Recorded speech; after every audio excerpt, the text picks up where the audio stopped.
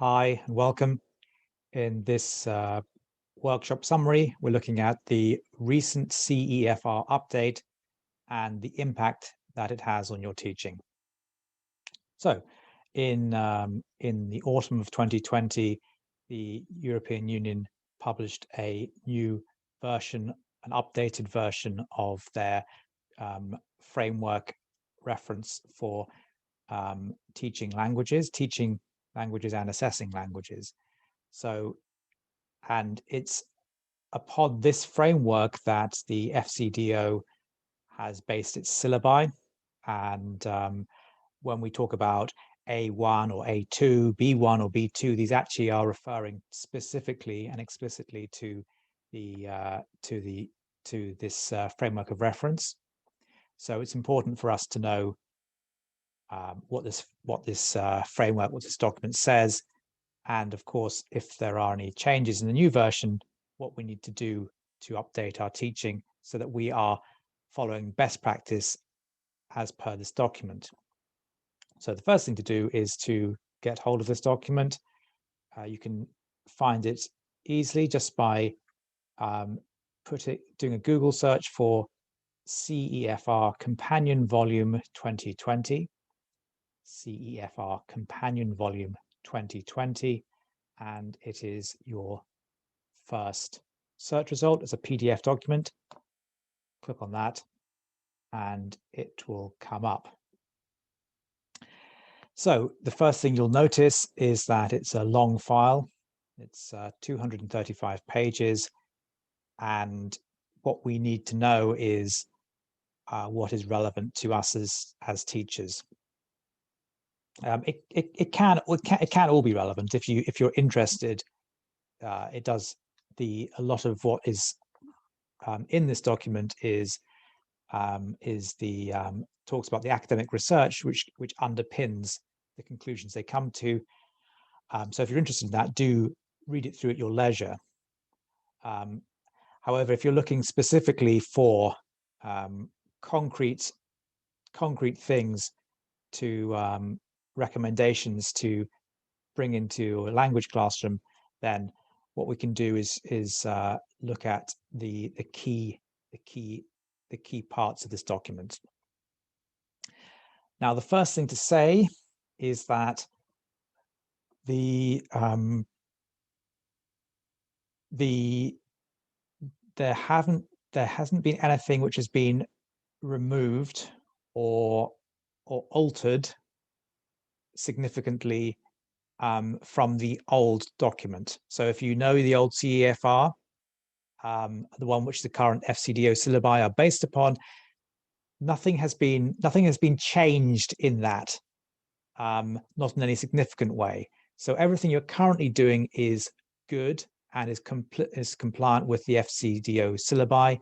This new framework is adding in new things. So we'll look at what is added in. And just to show you why I say nothing significant has been changed or removed, if we look at page 223, this tells you a list of specific changes to the 2001 descriptors, i.e. what has actually been amended or removed from the old version. And as you can see, it's the entirety of the changes are contained within one A4 page on this document. That's it. And if you're interested, they almost exclusive. The only change is basically that they have decided to no longer use the term native speakers. They prefer to use other speakers. They don't think that it's useful to refer just to native speakers of the language, because there are plenty of people who speak languages fluently who aren't native speakers. Okay, so now let's have a look at the key things which have been added in. Now, the key things which have been added in are one, that is something called mediation, and the other one is called online. Now, you will already be familiar with familiar to an extent with the online aspect, because obviously, as per the most recent updates to the FCDO language syllabi, social media and the use of the internet, i.e. online skills, have already been added in. So from A2, the student needs to be able to gather information from the internet using social media, write emails, etc. B2 student needs to be familiar with frequently used social media in country of posting. And C2, they're expected to be following the online social media and able to write posts on social media. So this aspect is already part and parcel of the FCDO syllabus. So let's have a look. Let's have a look at these two new categories. We'll start with the online section, because that's the most obvious, i.e. using the language in online settings. And these can be found from page 185. And here it is, online interaction. So what we have here are a list of a few tables which have descriptors, i.e. descriptions of what students should be able to do, what they can do at each level of the CEFR, for example, according to each level. So, and this on page 185, you can see we have this first table is talking specifically about online conversation discussion. You go down from page 188, you have goal-oriented online transactions and collaboration, etc. You can look through all these. Let's go back to, and you can look, and I would recommend is just to go through these yourself and see what you can add into your lessons. So let's go back to online conversation discussion. Let's say we have a student who's around B2 level. So what we have here in the descriptions column is that, for example, reading here, the student can participate actively in an online discussion, stating and responding to opinions on topics of interest at some length, providing contributions, provided that contributions avoid unusual or complex language and allows time for responses. So,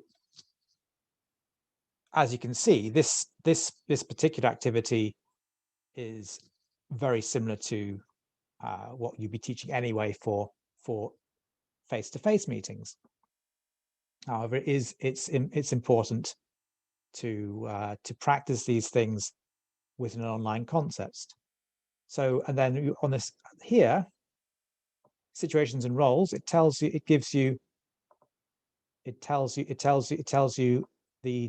examples of different contexts in which these descriptors apply. So we just looked at this one.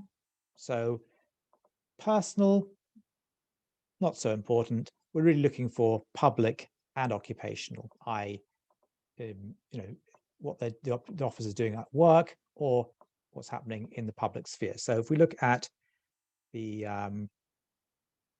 public spheres first, they could be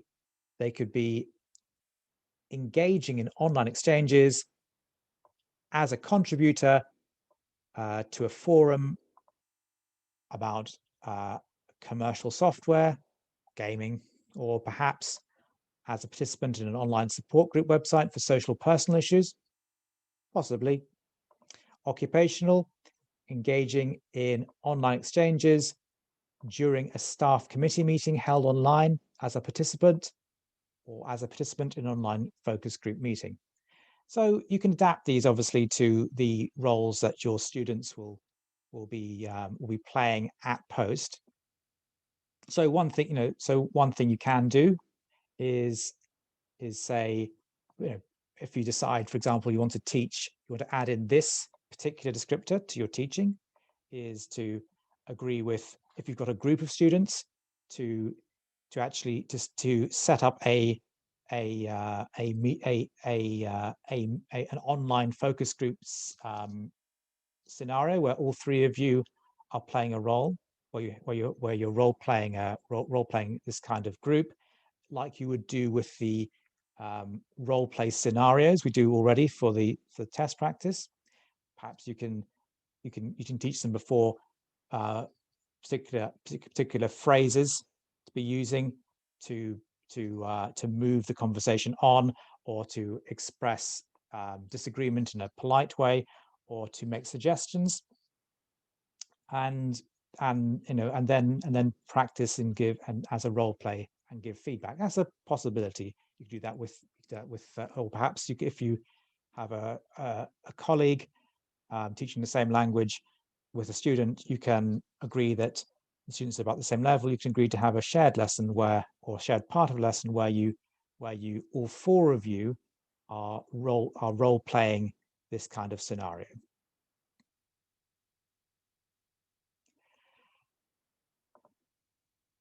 This is just an idea. What I invite you to do is to go through these tables and to choose activities which you think will be good for your students, and to come up creatively with appropriate activities, to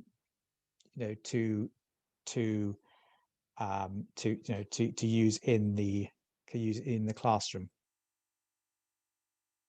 For example, if we're looking down here at B1, another descriptor here is can post a comprehensible contribution in an online discussion on a familiar topic of interest.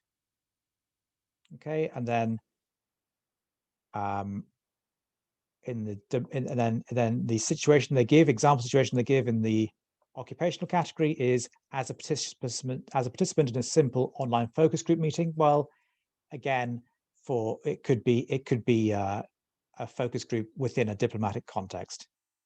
So in this case, at this slightly lower level, you could give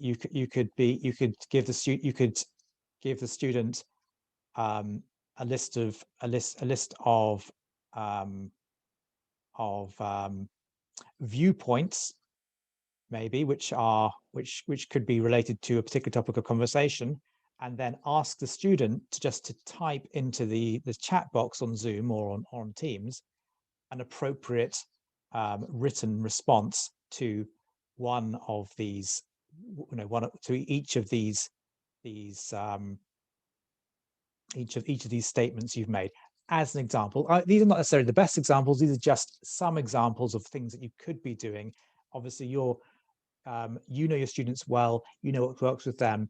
And as I say, I'm not going to go through all the different descriptors in this table. You can access them yourself, take the time, have a look through, and see what you can do to add value to your classroom. And I'll just say at this point that, as I said at the beginning, these things are things which have been added in. There's no need to change anything you're currently doing. The FCDO syllabi, as of yet, haven't been updated. They've only been updated, as we've just seen, to include the need to engage a student with social media. So that's a requirement. But beyond that, all these additions that you find in the new CEFR are exactly that. They are additions. They're things to add extra value in. They, as of yet, aren't requirements. So you're doing there's no pressure. You're doing this at your own pace, finding new things to add in to give extra value to your students based on the academic research that the European Union has done to support language teaching. Now, the second part of what's been added in is what's called mediation. And this starts on page 190. Mediation is basically an extended form of what we know from C1 as interpretation. So the European Union, when they're doing their research, they realized that a lot of people, when they're using a foreign language in context, they're not necessarily interacting just with speakers of that language. They're most likely, or a lot of the time, interacting with a mixed group, people who are native speakers of the new target language, and people who are also native speakers of their first language, L1, it's L2 and L1 respectively. And this is something obviously which this is very relevant for diplomats, particularly if they're in the embassy situation. A lot of their colleagues will be British who aren't in language positions, and so they haven't got the target language. So they'll need to be able to relay to them what a counterpart who only speaks the target language is saying. And so what you have here in the CEFR is quite a substantial breakdown of different contexts in which a student will need to mediate between L2 and L1, or vice versa. So for example, so what we have in this first set of descriptors, we have relaying specific information in speech. It then goes down to talk about relaying specific information in writing. We talk about explaining data in writing, as in like talking about charts and graphs, etc. Processing text and writing, which is more like, which is, to be honest, it's from my perspective, just from how I read it through, it seems quite similar to relaying, but it's what they mean by processing is understanding inferences, general points, and summarizing rather than just relaying the information directly. So this is for more complicated texts, for example. Anyway, so excuse me. So what we're looking at, again, we'll do the same thing. We'll go through these tables, looking at the descriptors and seeing what could be a good, what could be a good activity to do in the classroom. Bearing in mind, again, these are additions to add value, and there is no obligation. This is how you can really help your student to shine. So, for example, we've got B2 here. It says here, can relay in language B, i.e. L2, the content of public announcements and messages spoken in clear standard language A at normal speed, L1. Actually, of course, and that's why, but actually, of course, it could be vice versa. It could be relay in L1, content of public announcements and messages spoken in clear L2. It could work either way. So for example, in the public column, public, it gives you the example of notices in a station, airport, sports station, etc. We've done these as listening exercises. Listen as a standard listening exercises. Listen to this announcement from the airport. Which flight number is it, and which department gate do you have to go to? For example, this is B2, so it's more advanced. So it'd be things like alerts, warnings, or instructions. So listen to this announcement. about, that there's been an emergency and passengers are expected to leave the vehicle or go to this exit or something like that. We've done these things as listening exercises where the student has to answer specific questions. Now, with mediation, they're expected to listen, and they're being tested on their ability to communicate in the other language effectively. So this is something which is quite easy to do in the classroom with very little work. If you've already got a listening exercise which is based on announcements from an airport, for example, you can get this. You can, rather than getting the student to just write down answers to questions, you can play them the recording, and then get them to explain to you in English what you need to do, as if you're actually in the situation live, and asking to do that in an appropriate way. And you can then source one in English and get them to do the same thing in reverse, i.e. explain to you in the target language in an appropriate way. So you're actually getting them to practice interacting between the two languages in a real situation, rather than just answering questions on a piece of paper. So again, I'm not going to go through all of these. My recommendation, as I said, is for you to go through these and find what would be really good for your students. What can you do which will add value for them? And just one more thing I want to mention is that one of the additions they have made to CEFR, they include this level called pre-A1,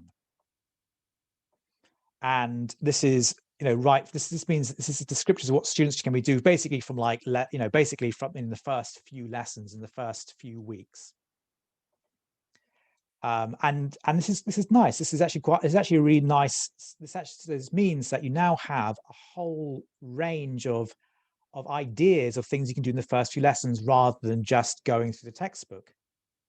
So, for example, within the context of mediating a text and relaying specific information in speech, that you have here can relay in language B very basic information like numbers and prices from short, simple illustrated texts written in language A.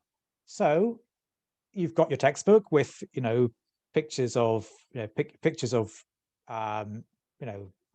things to buy and prices and short descriptions. Get the student. What you can do is get the student to tell you the prices in English. To be honest, you're probably doing this anyway. But you can see how this is not just testing their ability to read. You're now actually getting them to practice helping someone, communicating with someone between the two languages. Okay, so that's what those are the things that I wanted to cover in this presentation.